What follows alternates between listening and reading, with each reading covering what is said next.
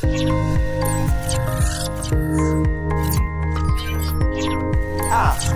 Abuta.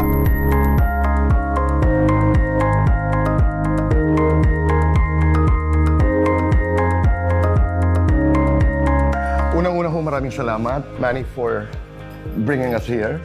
Kami po ay kasalukuyan nasa Hong Kong. Anong lugar po ito? We are in Quarry Bay.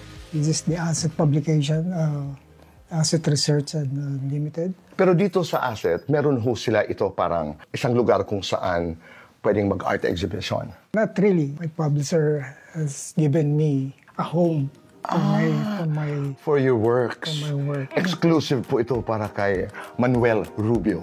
Exactly. Galing. Pero dito po sa opisina, pagpasok niyo po ay napakagandang mga upuan. Lahat po ito yung mga obra ho ninyo. Yeah. Iikutin po natin at makikita ho natin ang iba't ibang mga obra po ni Mr. Rubio.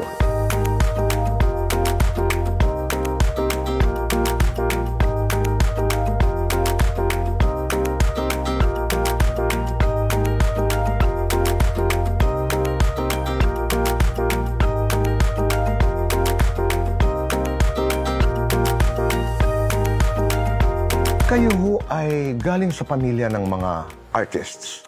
I could say yes. Actually, my uncle, Mauro Malang. The great Mauro Malang. Namamana ho ba ito? I believe so. Oo, no? I believe so. So, bali po, ano ho eksakto yung relasyon? Ang iyong... My lola and Malang's mother, her sister. Okay. So, gaano na kayo katagal dito sa Hong Kong? I came here 1980. 80? Yeah. Wow!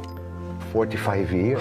5 years, yes. Anong una niyong trabaho dito sa Hong Kong? From the start until now, it's a designer of the magazine. Oh, ito po yung magazine, The Asset Magazine. Gaano kadalas lumalabas ito? It's a monthly. Monthly.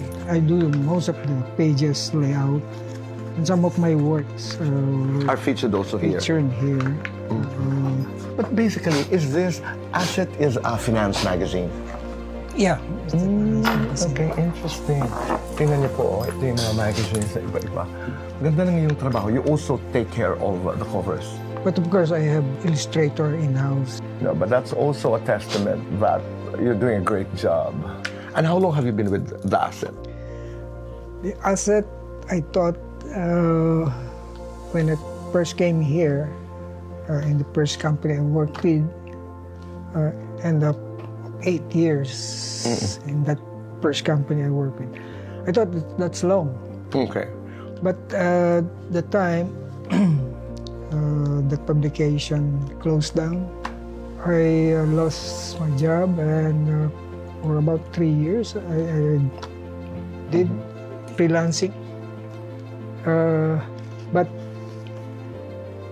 luckily, this company moved from Manila to Hong Kong. Itong Asset? The Asset. Okay. So you joined The Asset anong taon? Year 2000. Wow. So you've been with The Asset for 25 years. Akala mo yung 8 years. Akala ko, yeah. Yung 8 Matagal years na. is long. Kasama mo ang iyong pamilya dito? Yeah, I do. All of them are here.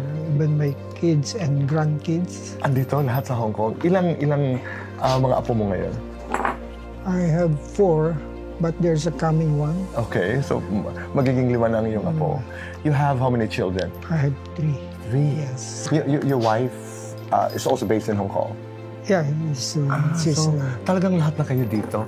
Pero balik lang ako sa mga paintings because you have a daily job. Maybe you do a lot of your paintings over the weekend.